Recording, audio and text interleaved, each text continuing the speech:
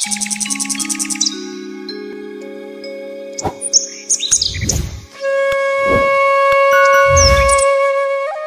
একটা এমন বাগান নিয়ে আলোচনা করব যেখানে বেশ কিছু অ্যাডেনিয়াম গাছ দেখতে পাচ্ছেন। এইরকম অ্যাডেনিয়াম গাছ ছোট থেকে বড় আকার ঠিক কিরম ভাবে করে তুলেছে আর কোথায় হচ্ছে, এই সমস্ত আলোচনাটা নিয়ে থাকছে আমাদের এই উপস্থাপনা। আর সেখানে দেশি বিদেশি সব রকম গাছই আছে, কিন্তু মূলত তার কাছে প্রাধান্য পায় মানে যিনি গাছটি করছেন সেটি হচ্ছে আমাদের সচরাচর সবাই যে গাছটি করতে পারেন সেটি কিন্তু তিনি করেন। তার কারণ একটাই, কেন যে গাছগুলো আমরা সহজে করতে পারি না, নষ্ট হয়ে যায়, সেই গাছ করার জন্য তার পেছনে দৌড়ে প্রচুর টাকা খরচা করে সময় নষ্ট করে আলটিমেটলি রেজাল্ট সেই বিগ জিরো, গাছটি মরে গেল। মরে যাওয়াটা কোনো ম্যাটার নয়, টাকাটাও খরচা করা কোনো ম্যাটার নয়, কিন্তু এই গাছ প্রেমীদের গাছ তৈরি করার পেছনে রয়েছে একটা বড় প্যাশন বলতে পারেন। হ্যাঁ, সেই প্যাশনটা কিন্তু নষ্ট হয়ে যায়। আজকে আমি রয়েছি যার বাড়িতে, যার বাগানে ছোট্ট একটি ছাদ বাগান, আর ছোট্ট একটি ছাদ বাগান যে এত সুন্দর করে ছাদ বাগান সঙ্গে করে সবজি ক্ষেত এই সমস্ত কিছু তৈরি করে নেওয়া যেতে পারে একটা ছোট্ট পরিসর ছাদে, তার সুন্দর উপমা কিন্তু এই ছাদ বাগানটি নিজেই। যাই হোক, সাথে রয়েছে দেবজিৎ নন্দী। আর এটি হচ্ছে আমাদের শহর কলকাতার বুকে সাউথের নাকতলা এরিয়া। আর বাকিটা দেবজিতের কাছে। এই যে গাছগুলো দেখছেন এই সমস্ত গাছ নিয়ে আলোচনা থাকবে আজকে। দেখেছেন প্রচুর গাছ আছে, আর আজকে মূলত অ্যাডেনিয়াম নিয়ে কিছু কথা বলবো, আর সেই বিস্তারিত আলোচনাটা করছে কিন্তু দেবজিৎ নিজেই। এই যে গাছ, তোমার কতদিনের শখ? গাছ আমি মূলত কোভিড-19 লকডাউন যখন শুরু হয় তো তখন ছাদ পুরো ফাঁকা ছিল, আর ছাদে কোনো রেলিং, একটা দিকে রেলিং ছিল, বাকি সমস্ত দিকে রেলিং ছিল না। তো তখন কোথাও বেরোনোর থাকতো না, তো আমি বিকালবেলা এরকম ফাঁকা ছাদেই, কারণ একটু ফ্রেশ এয়ার তো মানুষের দরকার, একদমই। তো বিকালবেলা ছাদে এসে বসে থাকতাম। আশেপাশে কয়েকটা বাড়িতে বাগান করতো, তো তখন ওইরকম যে মানুষের অবসর টাইমটা ফাঁকাই বসে আছে, কোনো কাজ নেই কোনো। সেই সময় বসে বসে আমি ভাবতাম যে এইখানে শুরু হয়েছিল খুব ছোট ভাবে। আমি ভেবেছিলাম যে এখানে একটি বেদি দেখছেন আপনারা করা, এটার পারপাসটা অন্য কারণে করেছিলাম। এটা ভেবেছিলাম যে এখানে একটা ছোট ঘাসের লন করব, ছাদের উপর তো ডিরেক্ট ঘাস মাটি ফেলে করলে অসুবিধা, তাই জন্য ওই একটা বেদি মতো করে ওতে যাতে মাটি ফেলে করা যায়। তো ভেবেছিলাম একটা ওই ছোট লনই করব, একটু ওতে অ্যাক্টিভিটিও নিজের গার্ডেনের কিছু হবে আর ছাদে বসতেও ভালো লাগবে, ওইভাবেই শুরু। তো সেই বেদি করানোর পরে আলটিমেটলি সেখানে আর লন টন কিছু করা হয়নি। শীতকাল চলে এলো, কিছু গ্যাদা চলে এলো, কিছু গ্যাদা পিটুনিয়া এসব চলে এলো, এবং সেই করতে করতে সেই প্রথম আমার বাগান করা। তো তারপর থেকে আস্তে আস্তে কিছু বোগেনভিলিয়া এলো, ল্যান্টানা এলো, পরে আস্তে আস্তে সমস্ত কিছু বাদ দিয়ে পুরোপুরি বোগেনভিলিয়া হয়ে গেল। আচ্ছা, তারপরে এই রিসেন্ট লাস্ট বছর থেকে আমি কিছু বোগেনভিলিয়া 50% কমিয়ে দিয়ে বাকি আরো কিছু কিছু অ্যাডেনিয়ামও ছিল তখন, কিন্তু অ্যাডেনিয়ামের প্রতি খুব একটা যত্ন নিতাম না, ওই সাইডে পড়ে থাকতো যেরকম অনেকেরই বাগানে হয়। তো আর এরা খুব কষ্ট সহিষ্ণু গাছ, তো এরা সেই 4-5 বছর ধরে এরকম ওই কষ্ট সহ্য করেই বেঁচেছিল। তো গত বছর থেকে আমি ভাবলাম যে কিছুটা বোগেনভিলিয়া কমিয়ে কিছুটা অ্যাডেনিয়াম, ক্যাকটাস, সাকুলেন্ট এগুলো করার। তারপরে এখন বাগানের এই পরিস্থিতি, এবং অ্যাডেনিয়াম গুলোকে আবার নতুন করে বসানো হয়েছে। তোমার কাছে অ্যাডেনিয়াম যে মিডিয়া আমি দেখছি, সচরাচর সকলে কিন্তু এই মিডিয়াতে জেনারেলি গাছ করে না।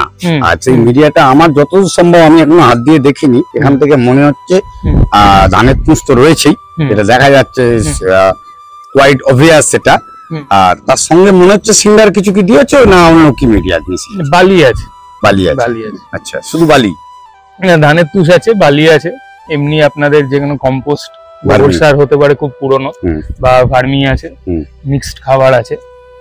মেইন এই 3-4টে ইনগ্রেডিয়েন্টই, আর মানে অন্য আদার্স কিছু খুব একটা ইউজ করি না। এই 3-4টে ইনগ্রেডিয়েন্টস মিলিয়েই মোটামুটি সমান সমান ভাগে 3টে, আর কিছুটা হালকা ওই কোকো চিপ বা কোকো পিট দেওয়া আছে, যাতে কোকো পিট বা চিপ অনেকে দিতে অ্যাডেনিয়ামে ভয় পান, যে যাতে বর্ষার সময় ফাঙ্গাল অ্যাটাকটা হয়। কিন্তু মানে যদি আপনার বাকি মিডিয়ার পোর্শনটা ভালো থাকে আর যদি এটা খুব সামান্য 10% বা 5% পরিমাণে থাকে, তাহলেই অ্যাটলিস্ট গরমকালের সময়টা যখন খুব ড্রট হয়ে যায় ওয়েদার, তখন কিছুটা ময়েশ্চার ওরা রিটেন করে। তো সেই ময়েশ্চার রিটেনশনটা গাছের জন্য ভালো একদম। তো সেই জন্য ওটার দেওয়া আর কি। কিন্তু আমি কোন রকম মানে এই মিডিয়া করার পরেও কোন রকম অসুবিধা, এটি অ্যাকচুয়ালি আমার মানে আমাকে যিনি গাইড করেন একজন দাদা আছেন, আমি ওনার নামটা পাবলিকলি বলছি না, তো ওনারই মানে এটা মিডিয়াটা ওনারই বলতে পারেন রেসিপি। উনি নিজে 1-1.5 বছর 2 বছর পার্টিকুলারলি এই মিডিয়াতে গাছটি করে দারুণ রেজাল্ট পেয়েছেন।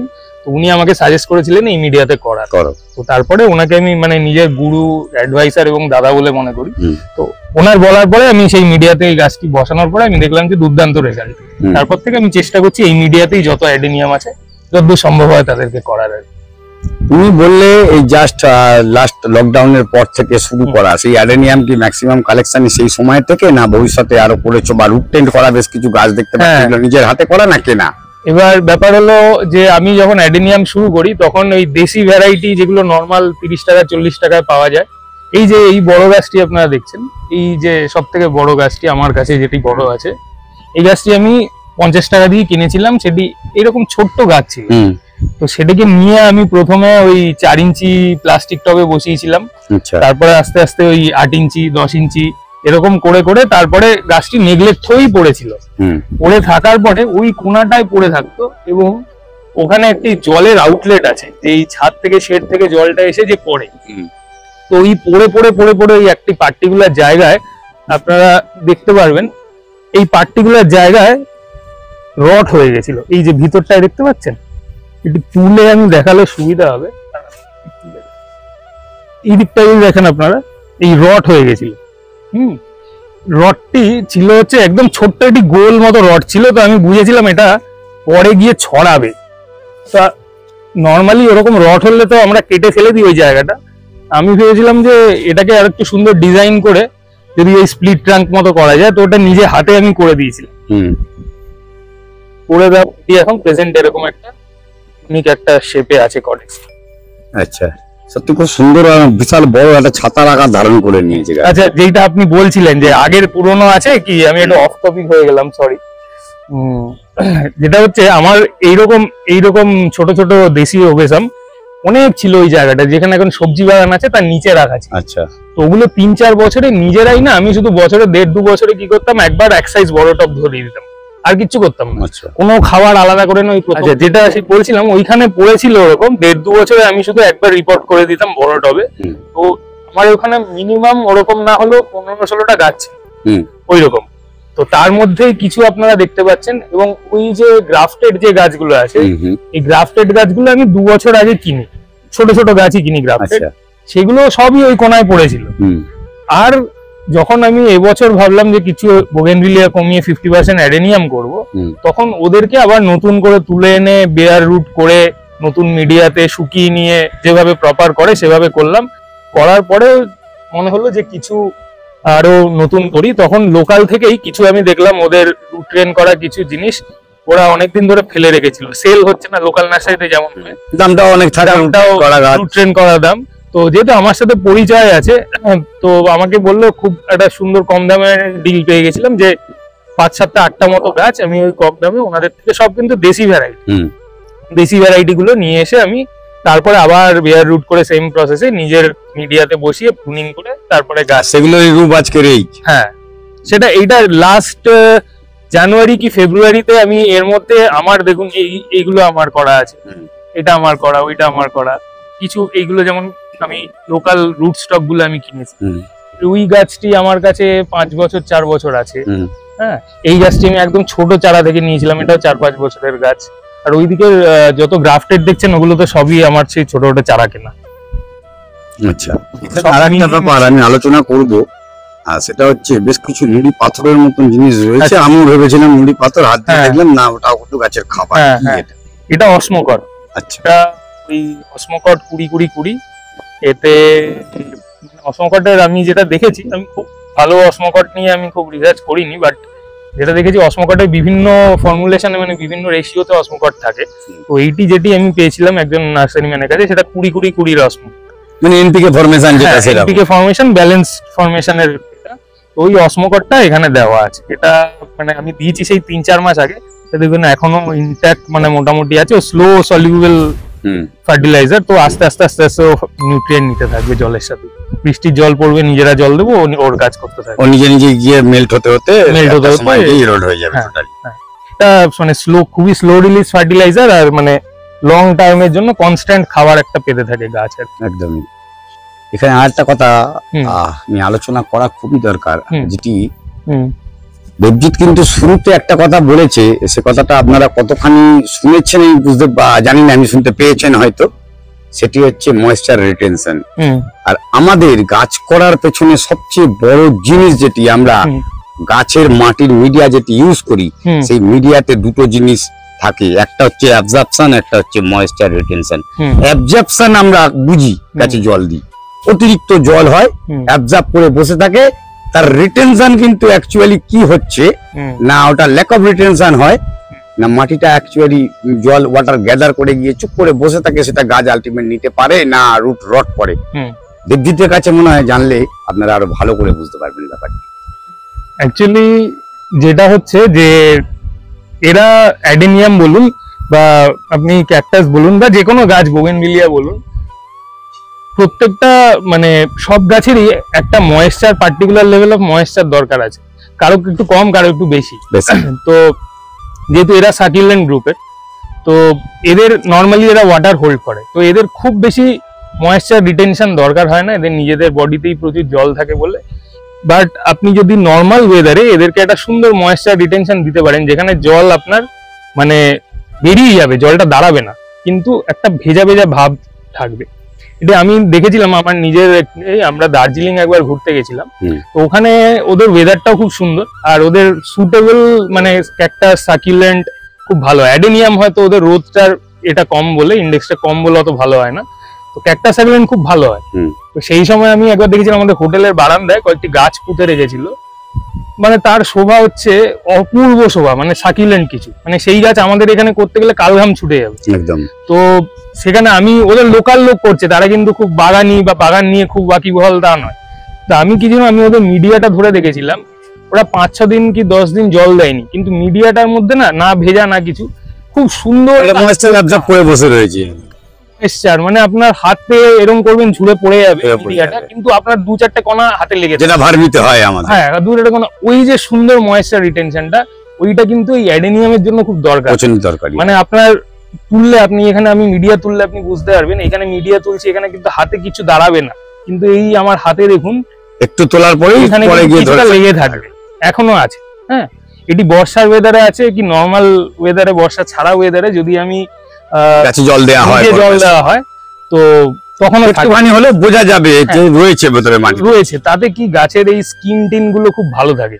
মানে আপনার ফুল রট হলো অনেক সময় একদম রটে গিয়ে একদম সানে গিয়ে গাছটা পুড়েই গেল, আলটিমেটলি গেল, ফেটে ফেটে যায় স্কিন। হ্যাঁ, বা ফুল আসলে ঝরে যাচ্ছে। এই গাছে যদি ফুল আসে, এই ফুল বর্ষার মধ্যেও আমি বিগত 7 দিন ধরে দেখছি এই ফুল দাঁড়িয়ে আছে, হয়তো কিছু বৃষ্টিতে জল নষ্ট হচ্ছে, যেমন এটা ব্লুম করতেই পারিনি, নষ্ট করে দেয়, এটা তো অ্যাডেনিয়ামের একদম নেচার।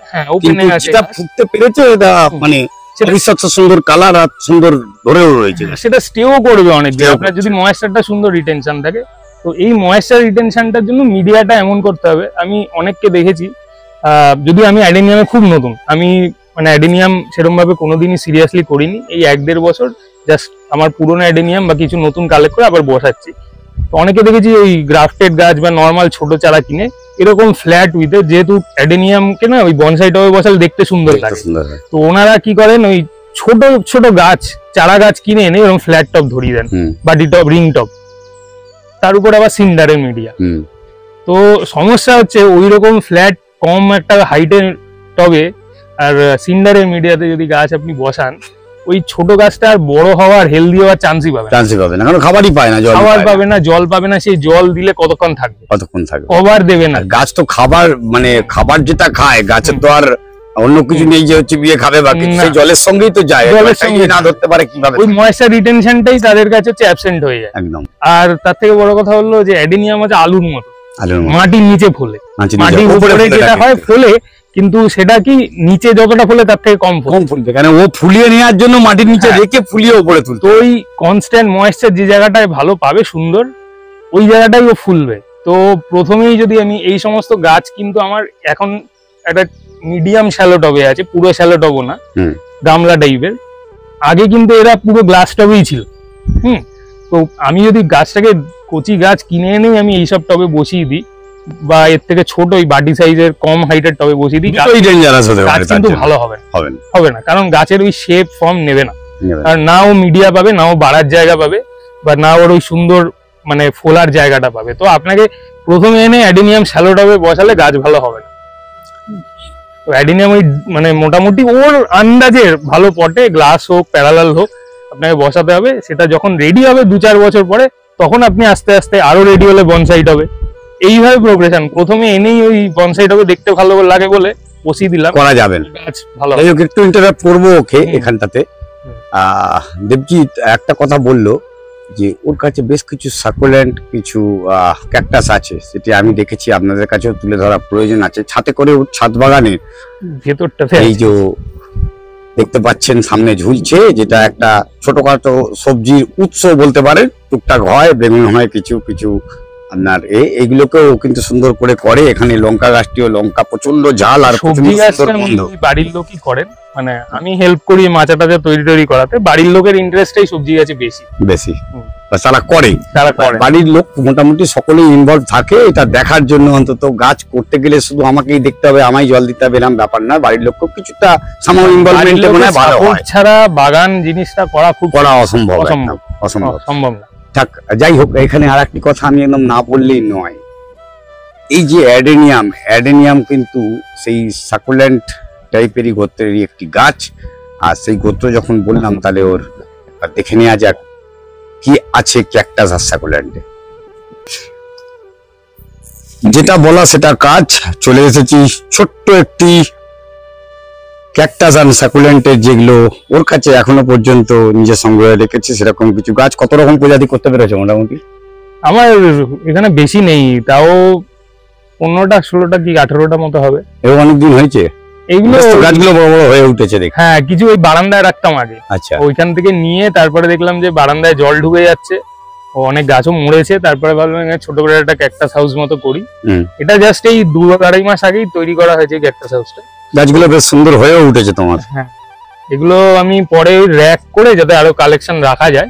এখন তো ফ্ল্যাট মাটির উপর আছে বলে বেশি জায়গা হচ্ছে না। এখানেও কি তুমি ওই ধরনের মিডিয়া করেছো? এখানে সিন্ডার? এটা সিন্ডার, পুরো সিন্ডার, এটা ফুল সিন্ডার, সাথে একটু ওই কোনোটায় তখন আমার কাছে লিফ মোল্ড ছিল, কিছুটা লিফ মোল্ড মেলানো, আর নালে ভার্মি মেলানো।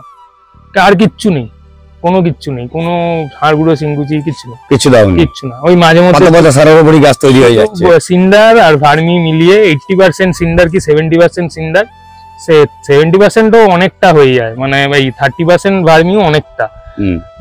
মানে আমি দেখেছি যাদের, আমি তো ক্যাকটাস নতুন করছি, ক্যাকটাসের জলের হাতটা তৈরি করা খুব মানে সহজ ব্যাপার নয়, ওটা আস্তে আস্তে আসে, মেরে মেরে শিখতে হবে। আর যারা বোগেনভিলিয়া করে তাদের একটা ভালো জিনিস হলো, তাদের কম বেশি আস্তে আস্তে কিছুটা সবার জলের হাত তৈরি হয়ে যায়। কারণ এই গাছটা মানে আমি মনে করি যে কোনো গার্ডেনারের জন্য খুব ভার্সেটাইল গাছ। আপনি যদি গাছের শেপিং শিখতে চান, বনসাই শিখতে চান, ভালো ওয়াটারিং শিখতে চান, খুব হার্ডি ভ্যারাইটি এবং এর থেকে অনেক কিছু শেখার আছে।